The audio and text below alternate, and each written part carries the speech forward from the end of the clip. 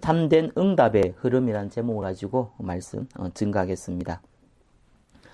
예수 믿는 대부분 사람들이 신앙생활이 조금 허구적이고 막연하고 이런 경우가 많이 있습니다. 사실적이지 않죠. 인생을 내가 살아가는데 도움이 필요하다. 그런 관점으로 신앙생활 하시는 분들 많이 있습니다. 참조하는 수준이죠.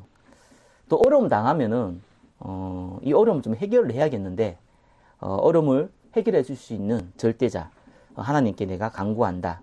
이렇게 나의 연약함을 의지하는 수준으로 우리는 신앙생활하기가 쉽습니다. 문제는 뭐 그거야 자유지만 이래가지고 응답은 참된 응답은 절대로 받을 수 없습니다. 또 받아서도 안 됩니다. 또 가만 보면요, 믿음 좀 좋다는 사람들 보면은 거의 또 대부분 율법주의에 많이 빠져 있습니다. 뭐 이래야 된다, 저래야 된다, 뭐 이런 부분에 많이 빠져 있죠. 그리고 깨끗하게 살아야 된다, 이 윤리주의에 많이 빠져 있습니다. 그리고 가난한 사람, 불쌍한 사람 도와야 된다, 이런 박애주의에 많이 빠져 있습니다. 또 나름대로 또 성령 충만하게 좀 보이는 사람들도 있거든요. 이렇게 보면 또 뭐 다는 그렇지만은 대부분 또 신비주의에 많이 빠져 있어요. 신비주의 하시는 분들의 특징은요, 자기의 생각하고 안 맞으면은 목사고 교회가 없습니다. 그거는 완전히 깽판 이제 놓는 사람들입니다. 저는 그런 분들을 많이 봤습니다. 왜냐하면은 자기 신비주의 특징은 굉장히 자기가 이제 하나님 앞에 직접 음성을 듣기 때문에 프라이드가 굉장히 강합니다. 자기 생각이 하나님 생각이라고 생각을 해요. 하나님 생각하고 자기 생각하고 틀렸다는 생각을 안 합니다. 자기 생각하고 안 맞으면요, 자기 육신에 손해보면요, 그때부터는 이제 굉장히 공격적이 되더라고요. 그런데 평소에 생활할 때는 굉장히 성령 충만한 인상을 쓰고 다니더라고요. 자, 이런 일이 실제적으로 신앙생활 할 때 저와 여러분들이 주위에 또 여러분 자신이 신앙생활하는 모습일 수도 있습니다. 그러면 어떻게 되느냐? 뭐 성경은 하나님 말씀은 사실적이고 실제적이니까요. 시간 갈수록 영적 문제 옵니다. 정신 문제 계속 옵니다. 어쩔 수 없습니다. 그거는 원래 인간이 그래 만들어 놨습니다. 하나님이. 하나님의 은혜를 받지 못하고 하나님의 성령 인도 받지를 못하면은 나이가 들면 들수록 또 교회를 오래 다니면 다닐수록 영적 문제 더 심해집니다. 아니 구원받은 하나님 백성이 신앙생활을 오래 하면은 더 축복과 응답 속에 있어야 되는데 영적 문제가 더 많아진다. 이게 되게 이상한 모습이지 않습니까? 실제로 그래 돼요. 그리고 이런 사람들이 많이 모이면은 교회가 이제 어떤 일이 벌어지면 교제와 친교의 장이 되어버려요. 실제로는 이제 그렇게 할 수 있죠. 그래서 이제 큰 교회로 사람들이 많이 모이는 현상들이 벌어지죠. 왜냐하면 거기 가면 여러 가지 뭐 이렇게 혜택들이 있거든요. 특히 사람들에 대한 혜택이 가장 큽니다. 인맥이 굉장히 좋아집니다. 그런 장점이 있어요. 근데 시간이 갈수록 이제 우리 주위는 우상이 많아지고 재앙이 계속 일어나죠. 뭐 내 가족 중에 심지어 내 친척과 가족 중에 뭐 자살하는 사람도 생깁니다. 옛날에 뭐 정다빈 씨 같은 경우는 아니 가족들이 교회 가는 그 사이에 자살했잖아요. 이게 참 말이 됩니까? 이런 말도 안 되는 일들이 실제로 예수 믿는 사람들 속에서 계속 일어납니다. 이러다 보니까 그냥 멍하게 또 생활하는 사람 괜찮은데 나름대로 또 진실한 사람들이 있어요. 그런 사람들은 또 이단에 빠집니다. 여호와 증인들을 이렇게 만나보신 지 있는지 모르겠는데요. 진실한 사람들이에요. 제가 만나보니까. 네 얘기가 맞냐, 내 얘기가 맞냐 이러면 싸움이 나는데 그렇게 접근 안 하고 그 사람이 왜 그렇게 신앙생활을 하는지에 대해서 물어보면은 굉장히 진실합니다. 사람이 이렇게 중심이 있어요. 한 번은 이제 그 도배장판 이렇게 팔고 이런 데 있잖아요. 인테리어 가게죠. 들어가니까 이제 그 여호와 증인 분이시더라고요. 만나서 저기 차 한 잔 대접을 해준다 그래서 차 한 잔 마시면서 얘기를 나눴는데 이분이 알고 보니까 어느 교회 장로였더라고요. 근데 자기가 제가 그래 물었어요. 당신 틀렸다 이렇게 얘기하면은 싸움 나잖아요. 그래서 어떻게 장로님까지 하신 분이 교회를 떠나가지고 그것도 여호와 증인에 와 있냐, 그 계기가 있었을 거 아니냐라고 물었는데 이제 얘기를 하더라고요. 교회는 너무 이렇게 육신적이라는 거예요. 눈에 보이는 걸 굉장히 쫓아다닌다는 거예요. 그리고 또 실제적으로 이렇게 겉과 속이 다르다는 거예요. 뭐 그까지는 괜찮은데 목사님조차도 돈을 너무 좋아한다는 거예요. 그래 자기는 이 교회는 아니다 생각이 들었다는 거예요. 근데 우연찮게 여호와 증인 만났는데 이분들이 자기의 이렇게 희생하면서 자기 자신을 희생하면서 많은 사람들을 이렇게 돕고 또 진실되게 또 하나님을 사랑하는 걸 보면서 자기는 거기가 맞다고 생각을 한 겁니다. 그래서 제가 이제 이분은 복음을 모르는구나. 복음에 대해서 들어본 적도 없고 예수 십자가 부활은 들어봤는데 그것을 믿은 사람도 아니구나. 구원받지 않은 사람이구나. 참 안 쉽더라고요. 이분이 만약에 복음을 제대로 알고 이해하고 신앙생활을 했다면은 다른 사람보다는 좀 아주 멋진 신앙생활을 했을 건데 참 큰 응답들을 받았을 사람인데 참 안타깝게 이렇게 와 있구나. 이런 생각이 들더라고요. 그래서 저와 여러분들이 좀 복음을 제대로 이해하는 것은 굉장히 중요합니다. 그리고요, 또 사실적인 믿는 사람, 사실적으로 믿는 사람, 그 신앙생활이 두 번째로 중요합니다. 여러분 복음을 아는 게 첫 번째로 제일 중요하고, 왜냐하면 구원과 연결되고 여러분 영적 상태와 연결되고 여러분 인생의 방향과 결정되기 때문에 복음을 이해하는 건 굉장히 중요한 겁니다. 근데 두 번째는요, 아무리 내가 그거를 이해를 해도 내가 하나님은 살아계신데 살아계신 하나님이 사실 내한테 사실적이지 않고 개념적이라면은 그냥 막연한 존재라면은 그럼 그때부터는 사실상 우상숭배와 비슷한 인생이 되버리거든요. 그래서 이 두 가지는 굉장히 중요한 부분입니다. 그래서 오늘 그걸 가지고 오늘 본문을 보시기 바랍니다. 첫 번째, 응답에 대한 올바른 이해입니다. 지난주에도 말씀하셨죠. 이 부분 여러분 항상 기억하셔야 됩니다. 왜냐하면 너무 중요한데 너무 이상하게 사람들이 해석을 하고 있고 오해를 하고 있는 대표적인 부분입니다. 이 부분을 여러분 이해 못하면 헷갈리는 거예요. 신앙생활 할 때. 돈 많은 사람들이 신앙생활 잘한다고 착각을 합니다. 아니 신앙생활 하는데 경제적으로 아니면 자녀로 아니면 여러 가지 환경적으로 축복 많이 받은 사람, 눈에 보이는 축복을 많이 받은 사람이 신앙생활 잘한다고 착각을 합니다. 또 반면에 내가 그런 부분이 없으면은 나는 참 응답 못 받는다고 또 착각을 합니다. 절대로 그렇지 않습니다. 기도응답의 개념은 굉장히 중요한 부분이거든요. 모든 종교의 기도응답은 자기 소원이에요. 내 소원이고 내 계획입니다. 거기 모든 종교의 기도응답입니다. 왜요? 인간이 만들었잖아요. 인간이 종교를 만들었거든요. 그러니까 당연히 자기의 목적을 이루는 거 아닙니까? 근데 복음은 인간이 만든 게 아니란 말입니다. 아담과 하와가 타락한 이후부터 하나님이 직접 계획하신 일이란 말이에요. 주체가 틀려요. 인간이 주체니까 당연히 종교는 인간이 가지고 있는 목적과 소원이란 말이에요. 근데 복음은 하나님이 주체란 말입니다. 하나님의 계획과 하나님의 소원인 거예요. 그래서 하나님이 말씀을 주셨는데 이 말씀이 나에게 성취되는 겁니다. 거기 여러분이 기도응답이에요. 그 대표적인 그 기도응답이 뭡니까? 구원받는 게 대표적인 기도응답이잖아요. 왜요? 예수님 그것 때문에 오셨으니까요. 우리가 성공하기 위해서 예수님이 오신 게 아니거든요. 예수님이 저와 여러분 잘 먹고 잘 살기 위해서 오신 것도 아니고요. 우리의 병을 치료하기 위해서 오신 것도 아니에요. 그렇잖아요. 그러나 그런 부분이 없진 않은데 그게 목적이 아니란 말입니다. 예수님이 오시는 이유는 저와 여러분을 구원하기 위해서 왔어요. 그러면은 구원받은 자가 받을 될 기도 제목이라는 게, 기도응답이라는 게 굉장히 중요하거든요. 그게 뭡니까? 예수 그리스도잖아요. 복음은요, 모든 문제 해결자 맞아요. 맞죠? 그러나 모든 문제를 해결하기 위해서 그리스도가 필요한 건 아니에요. 그리스도 그 자체가, 예수 그리스도 그 자체가 우리 인생의 모든 문제 해결자라는 거예요. 그리스도, 예수 그리스도 그분 자체가 우리 인생의 모든 것이라는 겁니다. 그게 진짜 기도응답이에요. 이 개념이, 이 부분이 이해가 안 되면요. 아니면 내가 어려움 당하면요. 이 기도응답이 안 돼요. 그렇잖아요. 아니, 내가 좀 돈을 좀 많이 벌었다. 그럼 이게 기도응답이 돼버린다니까요. 그게 재앙이 될 수도 있잖아요. 아니, 내가 육신은 눈에 보이는 축복을 많이 받은 것이 재앙이 될 수 있다니까요. 아니, 재벌들 복음 못 받아들여요. 예수 안 믿는 재벌들은 절대로 복음 받을 수가 없어요. 만날 수도 없어요. 정치인들 만날 수도 없어요.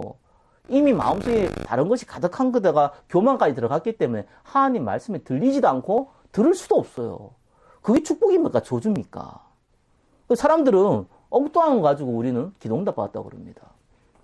그건 기도응답이 아니거든요. 그리스도와 상관이 없잖아요. 내가 이런 일이 있건 저런 일이 있건 간에 이미 우리가 복음 안에 있고 이미 우리가 예수 그리스도 안에 있기 때문에 아무런 문제가 안 돼요. 그게 다 축복의 통로가 되고 그게 다 여러분의 응답의 통로가 되고 여러분이 갱신할 수 있는 통로가 되지, 이게 저주가 아니고 문제가 아니란 말입니다. 왜요? 우리가 그리스도를 소유했기 때문에요. 그리스도는 물건이 아닌데 그리스도께서 우리 안에 계시기 때문에요. 우리가 그리스도 안에 있기 때문에요. 그렇기 때문에 사실상 아무런 문제가 안 되거든요. 이게 첫 번째 여러분 받아야 될 기도응답이에요. 이게 어려워 보이지만 어렵지 않거든요. 예수는 그리스도, 모든 문제 해결자라는 그 단순한 말 한마디가 사실상 복음입니다. 그러면 진짜 기도응답이 그거잖아요. 그러면 여러분 주위에는 주의 천군 천사들이 하늘의 불말과 불병거들을 보호하겠다고 약속을 했거든요. 성령께서 보호하실 뿐만 아니라 직접 보호하겠다고 약속했단 말이에요. 그래 여러분이 가는 곳에 하나님의 나라가 임하는 것이요 기도응답이에요. 그리고 하나님 반드시 여러분의 힘을 주시고 증인되게 하겠다고 했거든요. 그게 성취되는 거예요. 하나님 말씀이잖아요. 그래서 모든 민족의 복음 증거된 이후에 예수님 모시잖아요. 거기 기도응답이에요. 그 속에 내가 있다. 기도응답 받고 있잖아요. 나머지는 어떻게 합니까? 더하여 주잖아요. 예. 여러분한테 육신이 필요하면 더해줘요. 근데 육신이 조금 필요 없는 게 있다. 이 사람은 좀 건강하면은 맨날 도박만 하고 나쁜 짓만 골라 한다. 근데 하나님이 이 사람을 택했다. 그럼 어떻게 됩니까? 계속 아파야 돼요. 그게 그 사람의 기도응답이라니까요. 왜? 건강하면 이상한 짓 하니까. 이 사람 돈만 생기면 자꾸 딴짓 한다. 가난해야 돼요. 그 사람을 하나님 사랑한다면 가난한 것이 기도응답이에요. 돈만 생기면 딴짓 하는데 사람 돈이 많다. 그럼 저주예요. 근데 이 사람이 경제가 풍성하면 많은 교회와 많은 사람들을 살릴 수 있다. 이 사람은 돈이 많은 게 하나님 기도응답이에요. 그러니까 하나님 기도응답이라는 것을 우리가 착각을 한다니까요. 말씀을 성취하는 데에 저와 여러분들을 사용하시기 때문에 거기에 필요한 것이 기도응답이에요. 그래서 올바른 현장응답. 기도응답 중에 기도응답의 최고 기도응답이 뭡니까? 여러분이 사실은 살아가는 현장이에요. 그게 현실이거든요. 거기에 뭐가 임해야 됩니까? 하나님 나라. 이거 이해됩니다. 하나님 나라. 하늘에 하나님께서 직접 역사하시고 하늘의 천사들이 동원되어지고 눈에 보이진 않지만 이 귀신과 사단의 권세가 무너지고 운명과 저주가 무너지는 그 현장. 눈에는 안 보이는데 실제로 벌어지는 그 현장. 요셉이 가는 곳마다 하나님께서 요셉을 위하여 축복했던 그 현장. 요셉은 여전히 감옥에 있고 여전히 노예를 잊혔지만 하나님께서 그 주위를 축복했던 그 현장. 그게 하나님 나라가 임한 현장이거든요. 그래서 하나님께서 그것 때문에 나머지는 더해주는데 하나님 나라의 반대는 뭡니까? 그게 중요합니다. 요한복음 8장 44절에는 너희 아비 마귀라고 그랬어요. 그죠? 이 말 알아들어야 되거든요. 요한복음 10장 10절에 뭐라 그랬냐면은 도적이 오는 것은 도둑질하고 멸망시키려는 거예요. 그게 도둑의 목적이에요. 사단을 도둑으로 표현했단 말입니다. 저는 이렇게 살아가면서 쏘갔구나, 실패했구나 이런 생각들 다 겪었지만 저도 겪었거든요. 그때 제가 뭘 느꼈냐면은 누구 때문에 내 배경이 이래서 내가 성격이 이래서 내가 이런 문제 때문에 이렇게 생각을 많이 했었습니다. 성경 그렇게 얘기하지 않아요. 도둑 때문에. 내 주위가 흑암의 권세가 강해지면은 나도 당하는 거예요. 알고도 당하고 모르고도 당하는 거예요. 요한복음 16장 11절에 이런 세상 임금이라 그러거든요. 그래서 요한 1서 3장 8절에는 하나님의 아들이 나타난 것은 마귀의 일을 멸하라 했다. 사단의 권세가, 이 사단의 세력이, 이 악령의 세력이 여러분의 현장에, 여러분의 가정의 현장에, 직장의 현장에, 또한 만남의 현장 가운데 임하면은 그때부터 계속해서 트러블이 생기는 거예요. 그걸 막아야 돼요. 여러분의 주위에 하나님 나라가 임하면은 하나님이 증거를 주세요. 구원받을 사람 붙여요. 희한해요. 증거를 주세요. 이 복음 증거 때문에 하나님께서는 때로는 문제도 일으키고요. 때로는 사건도 일으켜요. 때로는 하나님께서 또 응답도 줘요. 왜요? 하나님 나라가 임했으니까. 하나님 말씀이 성취되어야 되잖아요. 거기에 복음이 증거되어야 되잖아요. 그것 때문에 많은 것들을 하나님 작업을 하세요. 거기 현장이 응답이에요. 그러다 여러분은 언젠가는 가야 되거든요. 그럼 우리는 결혼하면 자녀도 놓잖아요. 또 우리 주위에 많은 사람들이 있잖아요. 이 복음은 땅까지 증거돼야 되잖아요. 그렇잖아요. 저와 여러분 죽어 천국 가지만 이 후대의 사람들은 복음 계속 증거돼야 되거든요. 그래서 미래의 진짜 응답은요, 제자예요. 그래서 제가 있지 않습니까? 록펠러처럼 수많은 교회를 세우고 재벌이 되어가지고 많은 교회를 세우고 많은 대학을 세우면서 제자를 일으키는, 엘리트를 일으키는 이런 일도 필요했고요. 초대교회처럼 굉장히 고통당하면서 지하 감옥에서 거기서 태어나서 거기서 죽으면서 후대의 제자를 키웠던 그런 시대도 필요했어요. 우리가 지금 어떤 시대냐, 어떤 환경에 따라서 하나님이 가장 베스트의 환경을 주세요. 근데 거기에 하나님 목표가 있단 말입니다. 예. 진짜로 예수 믿는 사람 밑에는 진짜로 예수 믿는 사람 나오잖아요. 제자. 거기 여러분의 미래에 받을 응답이에요. 또 지금도 받아야 되고 앞으로도 받아야 되고 영원히 받아야 될 응답이 제자거든요. 이걸 먼저 이해를 하면요. 이제 그때부터 뭘 해야 되냐면은 이게 한 번에 안 되잖아요. 단번에 여러분들이 이 응답을 받는 게 아니거든요. 그래서 뭐가 필요하냐면은 흐름을 타야 돼요. 그게 두 번째거든요. 응답의 흐름을 타야 돼요. 하나님의 성령의 역사 가운데 우리가 들어가는 것이지 우리의 인생 가운데 하나님이 들어오는 게 아니란 말입니다. 모든 민족의 복음 증거가 되어지는 하나님의 시간표가 있어요. 하나님이 세계복음을 할 수 있는 그 시간표가 있단 말입니다. 그 흐름 가운데 우리가 들어가는 거예요. 하나님의 계획 가운데 우리가 들어가는 거예요. 우리의 계획 가운데 하나님이 들어오는 게 아니란 말입니다.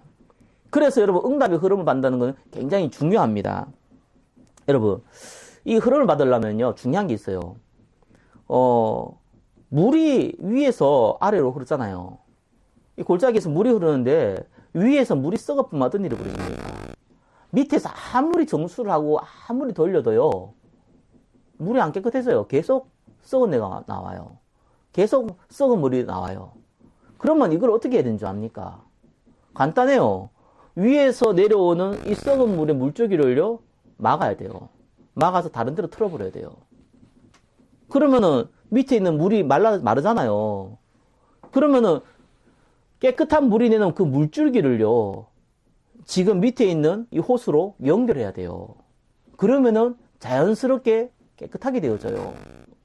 제가 말을 어렵게 한 것 같아요. 어렵지 않아요. 굉장히 쉬워요. 무슨 말이냐면요. 이스라엘이 지금 이집트의 노예가 됐단 말이에요.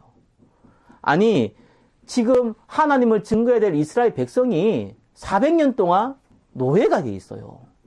근데 하나님은 자기가 지금 택한 백성, 메시아를 보내야 될 이 백성이 노예로 있기를 원치를 않거든요. 그래서 가나안을 보내야 된단 말입니다. 자, 여기에서 일이 벌어지는 거예요.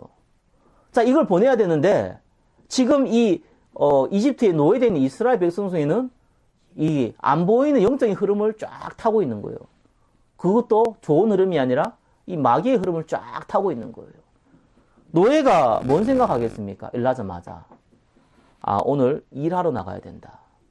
일하러 나가야 되는데 오늘 감독관이 누가 올 거냐.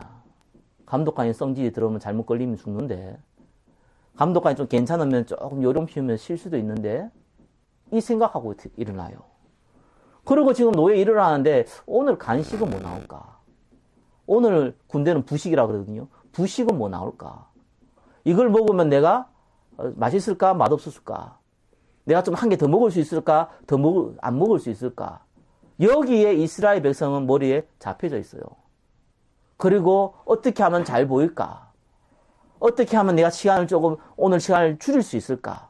이런 데 내 인생과 내 마음이 다 잡혀져 있다니까요. 여기 노예잖아요. 그걸 뭐 노예 근성이라고 그래요. 그 분위기가 딱 잡혀져 있어요. 이 흐름을 이스라엘 백성이 쭉 타고 있단 말입니다. 거기에 어떻게 하나님이 이거를 작업을 할 수 있습니까? 이 흐름을 바꿔야 돼요. 이스라엘 백성이 지금 그 흐름 타고 있으면은 하나님이 이스라엘 백성을 출애굽시켜서 가나안 가도 문제란 말입니다. 그것도 또 노예 생활을 할 거니까. 요 영적 흐름을 바꿔야 되거든요. 그걸 바꾸기 위해서 하나님 뭔 작업했습니까? 10가지 기적을 일으켰어요. 막 혼란 일으켜요. 그리고 이스라엘 백성에는 유월절 지키라 그래요. 이스라엘 사람들이 지금 출애굽을 해야 되고 지금 기적이 일어나고 거기에서 빠져나가지고 자기 재산 가지고 저기 이집트를 빠져나와야 되고 이러려면요 노예 생각 가지고는 안 돼요. 그래서 하나님이 그 작업을 하신 거예요. 하나님께서 이스라엘에게 하나님이 진짜 있다. 그리고 정말 너와 함께 한다. 내가 너를 반드시 이 노예됐던 이 이집트에서 끄집어내서 내가 가나안을 보내겠다라는 증거를 자꾸 보이시는 거예요. 그 생각을 자꾸 바꾸게 만드시는 거예요. 그래가지고 하나님이 출애굽을 시킵니다. 그런데 성경에는 민수기 32장 11절에는 이렇게 나와요. 만 20세, 그 이상 돼서 출애굽한 사람은 가나안에서 다 죽였다고 나와요, 하나님이. 왜요? 여호수아 갈렙 외에는요, 20살이 넘어서 출애굽한 사람들은 다 죽였어요, 가나안에서, 광야에서. 아니, 광야에서 지금 가나안 가는 길은 일주일이면 갈 수 있는 길인데, 지금 이 이스라엘 사람들이 여전히 노예 근성 갖고 있거든요. 왜 물이 없냐? 왜 고기가 없냐? 왜 먹을 것이 없냐? 라고 자꾸 원망 불평하는데, 그까지는 괜찮아요. 아니, 배고프면 배고프다 얘기할 수 있고, 짜증나면 짜증 낼 수 있잖아요. 근데 그 다음이 문제란 말입니다. 우리를 데려온 저 모세가 광야에서 우리를 죽이려고 하는구나. 저자를 잡아 죽이고 우리가 다시 이집트에 가서 노예 생활을 하자. 이렇게 나온 겁니다. 하나님이 이 사람들 데리고 가나안 갈 수 없어요. 가나안 가면은 거기에서 또 노예가 될 거니까.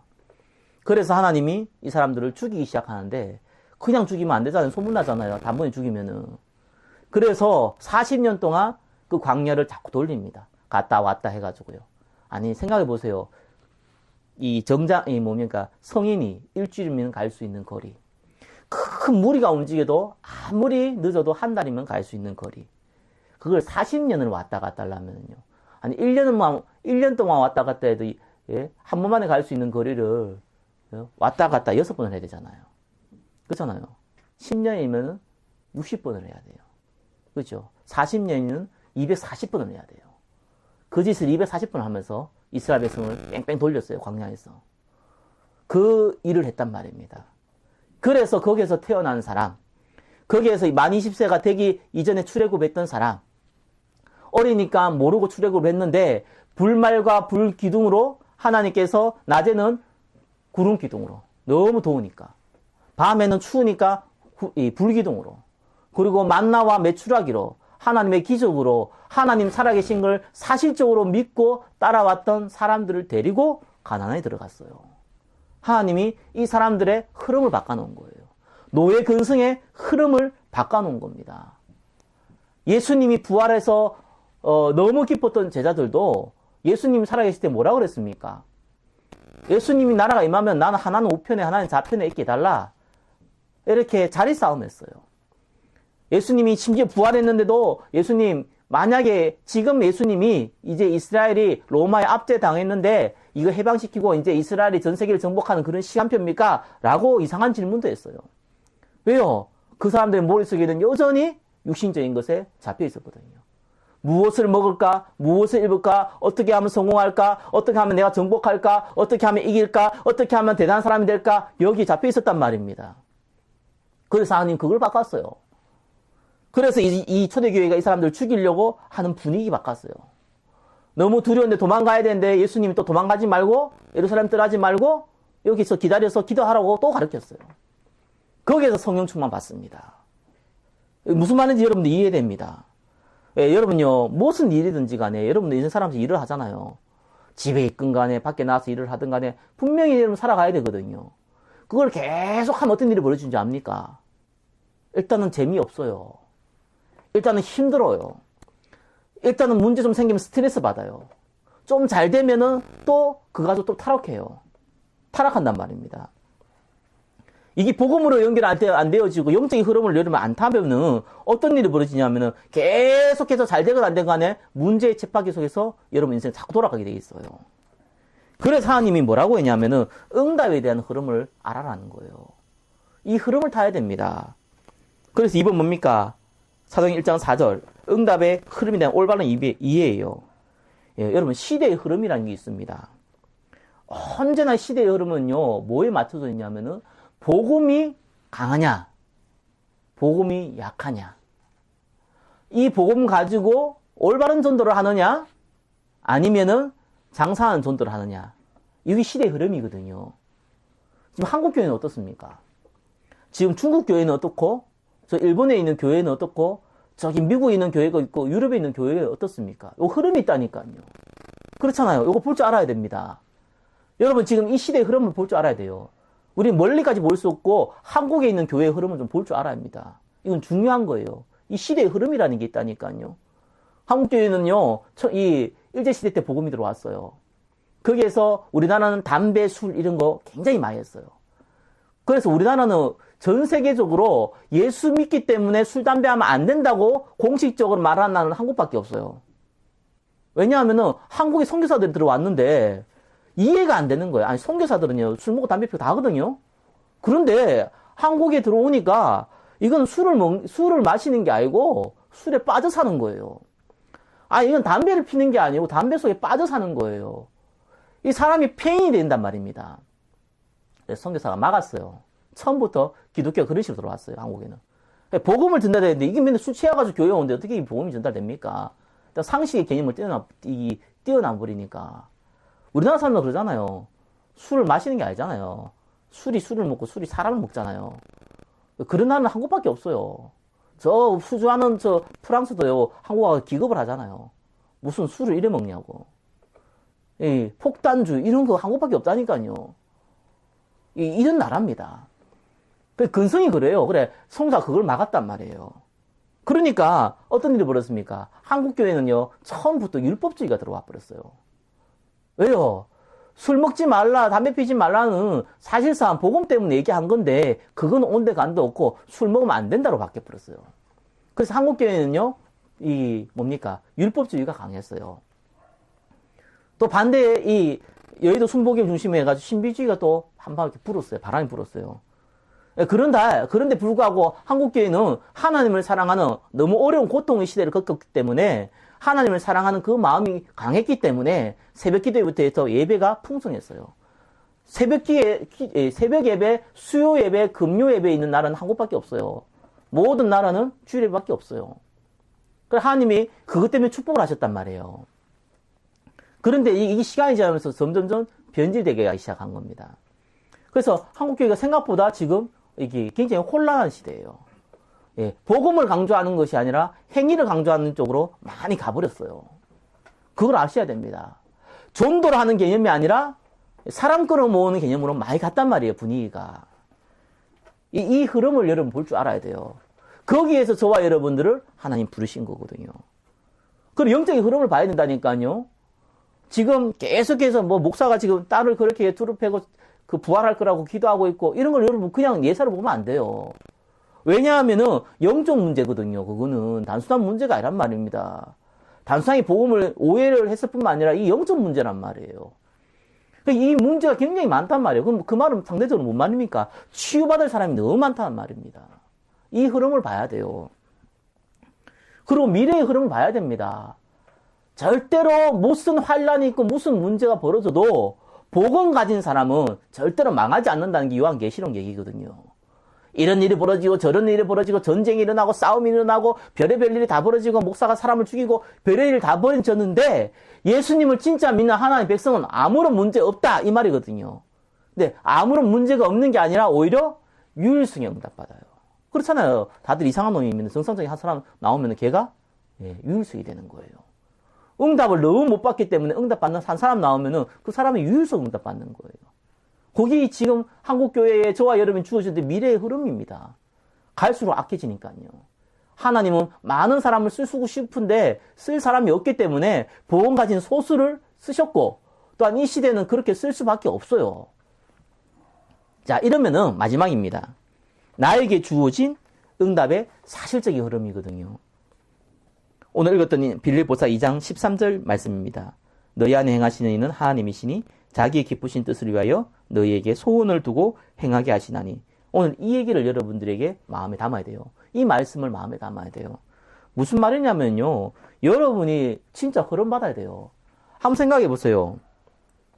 내가 말씀을 듣는데 새로운 내용이다. 내가 말씀을 듣는데 모르는 내용이다. 내가 말씀을 듣는데 오늘 좀 피곤하다. 오늘 내가 말씀을 듣는데 오늘 좀 재밌다. 이런 말은요, 무슨 말이냐면은 내가 전혀 흐름을 안 타고 있다는 얘기예요. 영적인 이 복음의 흐름을 안 타고 있다는 증거예요. 왠지 압니까? 이제 예배는 그래 드리는 거 아니에요. 예배는 내가 오늘 말씀을 들으러 오는 게 아니고요. 한 주간 내가 들었던 말씀, 한 주간 내가 들었던 현장, 내가 한 주간 보아왔던 여러 가지 문제 사건에 대해서 내가 답을 얻기 위해서 오는 거예요. 그리고 응답받았던 것을 확인하기 위해서 오는 거예요. 응답받은 그 이유를 내가 연결하기 위해서 오는 거예요. 왜요? 그게 복음의 흐름입니다. 여러분, 한번 생각해 보세요. 하나님 말씀 살았잖아요. 내가 이런 얘기 저런 얘기 성경에서 얘기하지만 결국 성경 얘기가 간단하거든요. 네가 하나님 말씀 받고 은혜 받고 네가 현장에서 하나님 나라 놓고 기도하면서 네 일 열심히 하면서 거기서 구원받을 사람 찾아라. 그 사람 찾아가지고 전도해라. 거기에서 말씀 전달해주고 또한 어려운 사람 돕고 해라. 그래서 복음 증거해라. 여기 목적이거든요. 그게 내 인생에서 흐름이 타고 있으면은 그러면 강단이 다르게 들립니다. 그러면 기도 제목이 다르게 봅니다. 3번에 2번 뭡니까? 성취가 돼요. 처음에는 내가 강단을 통해 가지고 하나님 말씀이 이런 거구나. 또 말씀 공부를 통해서 하나님 소원은 이런 거구나. 이런 걸 배우잖아요. 근데 이게 현장에 성취되거든요. 이 흐름이 있단 말입니다. 하나님 나라 임하는 흐름이 있어요. 그래서 여러분 현장에는 반드시 뭐가 있어야 되냐 하면은 말씀 운동이 일어나야 돼요. 그래서 제가 얘기하자면 3번에 1번요. 복음의 흐름에서는 반드시 여러분이 강단의 메시지를 자꾸 듣는 게 필요해요. 성경을 보든지 암송을 하든지 여러분 말씀을 듣든지 해야 돼요. 왜냐하면은 다른 흐름을 여러분 있으면 자연스럽게 타요. 내 나이가 어때서 그 노래 있던데 우리 대구로 가가지고 고향 가가지고 내 나이가 어때서 노래를 한번 불렀어요. 우리 집 노래방 기계가 있어요. 대구에 조그만 거 불러봤어요. 근데 그거 부르고 나니까 그 노래가 계속 생각나더라고요. 재밌더라고요. 나는 그냥 지나가면서 들을 때는 별 생각 없었는데 내가 부르는 거는 내 입을 통해서 내 귀로 들어가잖아요. 그게 이제 생각이 나요. 이렇게 우리는요, 조금만 자극적이고 조금만 다른 거 들어가도요, 그게 흐름 탑니다. 여기 영적인 존재라서 그래요. 근데 우리가 일주일에 한 번 말씀 딸랑 듣고 그거 이래가지고는요, 흐름 절대로 못 합니다. 그래서 매일 하나님 말씀 듣는 시간 필요하다니까요. 매일 말씀 묵상하는 시간 필요하다니까요. 매일 하나님 앞에 기도하는 시간 필요하다니까요. 그거 없으면 여러분 일단은 영적 흐름이 안 돼요. 그러면요 여러분 현장에서 말씀이 성취되기 시작하는데 이 금방 안 오는데 서서히 온다니까요. 첫 번째 증거가 뭐냐 하면은 구원받을 사람 만난다니까요. 진짜로.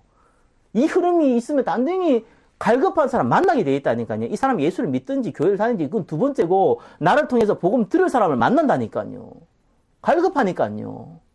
영적 문의 사람이 나한테 찾아온다니까요. 내가 찾아가도 되고 찾아오도 되고 만나게 된다니까요. 그 성취의 흐름이 있다니까요. 하나님 나라가 임하니까요. 여러분 그냥 복음전에서 이 사람이 그냥 복음 받는 것 같습니까? 천만의 말씀요. 하나님이 간섭 안 하면 절대로 안 됩니다. 이게. 그 말은 무슨 말입니까? 하나님이 간섭했다는 것은 그렇게 하나님 역사했다는 거고요. 하나님 나라가 임했다는 얘기입니다. 그것이 나를 통해서 온단 말이에요. 여러분 개인을 통해서 온단 말이에요. 여기 성취예요. 네가 생각 속에 어떻게 먹을까 무엇을 마실까 고민하는 것이 아니라 내 생각 속에 내가 오늘 하나님 앞에 어떻게 응답받을까 내가 어떻게 응답받을까 이게 조금만 생각이 들면 이게 영적 흐름 타고 있다는 얘기 증거거든요. 그리고 내가 여기에 통해서 구원받을 사람을 만나거나 뭐 구원 안 받는다고 하더라도 이 사람이 복음 전할 수 있는 기회가 생겼다거나 또 이 사람이 갈급해서 내한테 상담을 요구했다거나 이런 만남 생깁니다. 여기 성취거든요. 그럼 내가 흐름을 타고 있다는 얘기예요. 그러면요 이 증거를 가지고 우리가 교회에서 모이거든요. 이때부터 여러분 인도받을 수 있어요.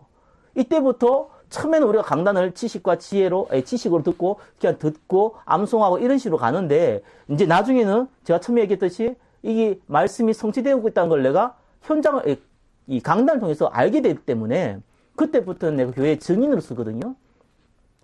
결국은 어쩔 수 없어요. 교회는 구원받을 사람들이 오게 돼 있어요. 와야 돼요. 그러면은 거기에 진짜 이제 교회가 세워질 때는 그래 되거든요. 처음에는 우리가 사람들 모아서 교회 하는 것 같으면 절대로 그렇지 않습니다. 교회는 그래서 만들어질수록 문제가 돼요. 커질수록 문제가 된다니까요. 교회는 그렇게 형성되어지는 게 아니고요. 한두 사람이 모여도 그걸 복음받은 사람 그 소수를 통해서 새로운 사람들이 그 영적 분위기에 끌려가게 돼 있어요. 그게 직분입니다. 여러분 가진 직분이 많은 사람들을 살릴 수 있고 교회 온 사람들을 살릴 수 있는 직분이 되는 거예요. 근데 우리가 가지고 있는 직분이 사실은요. 거의 형식화되어 있거든요. 일로 되어 있고요. 그러니까 우리가 사실은 응답을 받는 수준이 낮죠. 왜냐하면 앞에 게 안 돼 있어 버려요. 복음의 흐름, 성취의 흐름을 우리가 못 받으니까 사실상 교회에서 응답이 안 되는 거예요. 그러면 교회에서 내가 가진 직분, 내가 가지고 있는 이 헌신이 실제로 하나님 나라를 이루는데 교회를 통해서 이루는 게 굉장히 많거든요. 그 일에 내가 본격적으로 쓰임받는 거예요. 또 그 응답 가지고 내가 현장 가는 거예요. 현장 가서 그 응답 가지고 또 교회 오는 거예요. 이렇게 해서 순환적으로 계속해서 사실적인 응답의 흐름을 타게 됩니다. 왜요? 하나님이 자기의 기쁘신 뜻을 저와 여러분 마음속에 두고 행하시기 때문에 성령 인도가 되는 겁니다. 오늘 말씀이 조금 어려울 수도 있어요. 네, 사실 간단히 생각하면 굉장히 간단해요. 처음에 얘기했듯이 그냥 사실적으로 믿으면 돼요. 뭘 믿냐? 아, 내가 예수님 믿는 하나님의 자녀구나. 내 현장에 하나님 나라에 임해서 전도해야 되는구나. 그래서 내가 이놓고 기도해야 되는구나. 내가 이 증거 가지고면은 이 증거 가지고 내가 교회도 헌신하고 현장도 헌신하면 되는구나. 이렇게 여러분이 인도받으면 가장 정확한 응답입니다. 그게 영적인 흐름입니다. 그 응답 가운데 인도받기를 예수 그리스도 이름으로 축원합니다. 기도하겠습니다. 참된 응답의 흐름 가운데 인도받을 수 있도록 축복하여 주옵소서. 살아계신 예수 그리스도 이름으로 기도드립니다.